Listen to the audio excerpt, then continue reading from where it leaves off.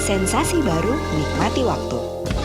Bisa. Itu kan salah satu yang lagi rame sekarang, tapi pekan lalu sempat ada yang rame banget yang menyebut bahwa orang Indonesia itu salah satu dari negara yang nggak sopan di dunia maya gitu kan.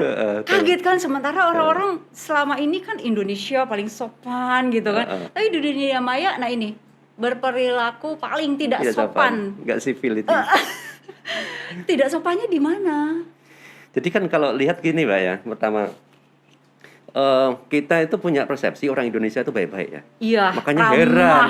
Ini itu termasuk indeks yang membuat kita itu terbelalak ibaratnya gitu ya. Sebagian orang merasa ya udah wajar, tetapi begitu dikeluarin kayak gini, beda banget. Padahal kita kan orang baik gitu. Orang Indonesia terkenal ramah-ramah kan gitu. Tetapi gini, kalau saya itu saya pernah di luar negeri kan 10 tahun kuliah itu. Pas awal-awal di Belanda. Belanda itu termasuk negara yang ibaratnya blunt, terus terang, suka atau nggak suka diomongin.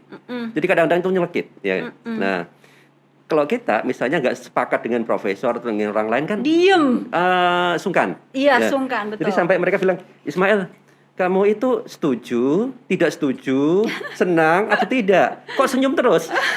Padahal kalau senyum itu arti dari Mas Fahmi apanya? Bisa apapun kan?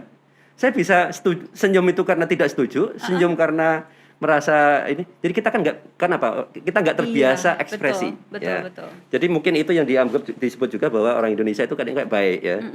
Emang kelihatan baik terus kalau ketemu. Cuma mereka nggak pernah tahu dalamnya isi hati. Nah, media sosial itu kan banyak sifatnya anonim. Iya. Kemudian ditambah selama ini kan kita disajiin dengan buzzers yang pro dan kontra itu banyak anonim. Jadi kalau orang Indonesia itu kalau mau belajar di media sosial ya lihatlah contohnya itu. Nah, kalau orang anonim itu cenderungannya apa?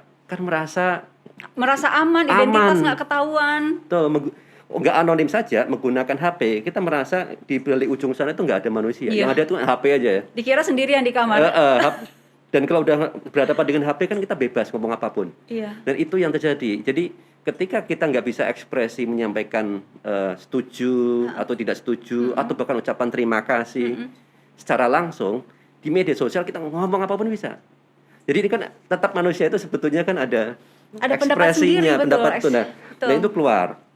Nah kita nggak pernah belajar berekspresi, menyampaikan dengan runut yang bagus di media sosial pun juga enggak. Akibatnya apa? Kita beraninya rame-rame.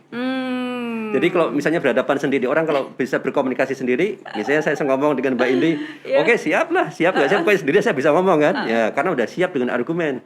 Tapi kalau nggak siap, bawa teman rame-rame kan, nggak perlu argumen, yang penting hajar orangnya. Nah itu yang terjadi di kita kalau saya lihat itu. Kelihatan banget ya, mungkin Mas Fahmi lebih tahu karena tiap hari ngelihat satu orang yang bernama besar ngehajar, yang lain ikut gitu.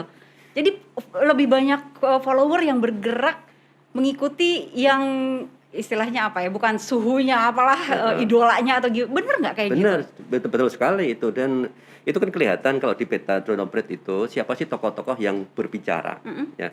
Karena berbicara kemudian dapat follower banyak, itulah orang-orang yang influensial, bisa menyampaikan pendapatnya orisinil. Kebanyakan yang lain kan retweet, mengamplifikasi saja. Artinya mereka nggak bawa idenya gitu. Dan itu sebagai contoh aja misalnya gini. Ini lagi COVID-19 ya. Saya tuh analisis Mbak. COVID-19 tanpa filter bahasa atau apapun. Akhirnya saya dapat internasional ya. Peta internasional. Nah, kemudian di situ saya lihat ternyata banyak sekali expert yang ada di Amerika misalnya. Itu dokter, expert ini pada keluar semua sebagai influensial. Jadi mereka punya followernya banyak dan seterusnya, ikut dalam perdebatan. Indonesia saya cari, bicara soal COVID-19, ini mana yang keluar expert-expertnya ini? Kan harusnya ada dokter, nakes, ada tuh. Tapi ya itu aja, Mbak. Nggak banyak. Artinya pada kemana nih pada saintis bisa dihitung berapa? 10, 20? Top influencersnya mungkin 10-an barangkali. Itu yang dokter ya. Terus ada ahli yang lain, misalnya ahli wabah dan yang lain-lain yang bukan dokter, kan ada expert baru ada gitu. Tapi masih relatif sedikit untuk orang Indonesia yang jumlahnya begitu besar penggunanya. Yang begitu aktif katanya banget kan? Begitu aktif juga dan mereka muncul sebagai dirinya sendiri. Itu nggak banyak gitu. Jadi kesimpulannya kenapa? Karena orang Indonesia sedikit, orang luar negeri banyak ngomong soal ini. artinya mereka yang expert pun di kita nggak biasa menyampaikan pendapatnya. Gitu. Oke. Ya, mungkin di media sosial, mungkin iya di tempat yang lain secara offline kan sendiri, tapi kan di dalam percaturan yang sekarang kita butuh kehadiran mereka. Oke. Dan di luar pun juga sama, banyak orang kemudian turun, Ya. gitu.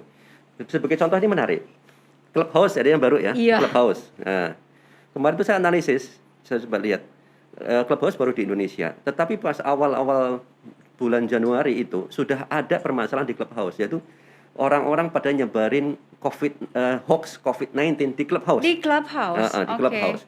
Apa yang dilakukan oleh dokter dan nakes yang di Amerika sana? Mereka pada turun rame-rame juga di Clubhouse. Di Clubhouse juga. Karena mereka ingin membetulin ini. Jadi artinya apa? Bukan berarti saja bahwa oke, ini mereka nggak biasa di media sosial, ya udah nggak gitu.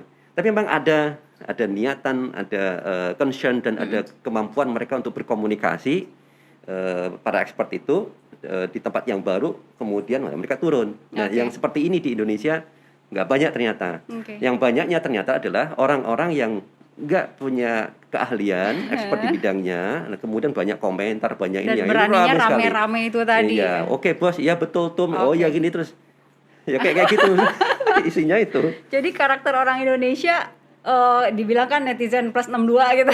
Iya. Karakternya itu kayak gitu berartinya. Ya rame-rame kita berani Maunya rame-rame. rame-rame, nggak mau kelihatan identitas, ngomong seada-adanya, itu yang Ya. membuat Indonesia disebut sebagai paling tidak sopan salah satunya. Bukan karena hoax, bukan Karena itu. Nah, kalau kembali ke Microsoft tadi. boleh kita lihat juga ya mungkin kalau ada Iya. beritanya. Kalau di Microsoft itu kan kita tidak apa itu sopannya itu di mana? Kan ada 3 kriteria kan. Iya. Kriteria pertama itu kan soal adanya hoaxnya banyak. Jadi orang ditanya ini bilangnya itu kan bukan Indonesia sopan atau tidak, bukan kayak gitu kan. Jadi yang diwawancara itu ditanyain, kamu sering dengar hoax nggak? Oh Oke. yes gitu. Aha. Terus kamu sering dapat ini nggak penipuan online ya?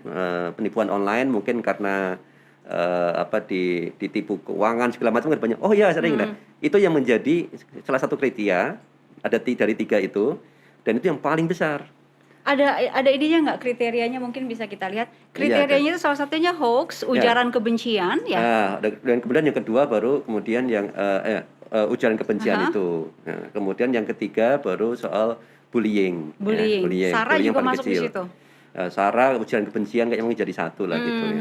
Yang pertama itu hoax dan banyak penipuan digital. Banyak Nah, di Indonesia. Itu Penipuan banyak. itu termasuk angka tinggi nggak? Yang mana? Yang Penipuan.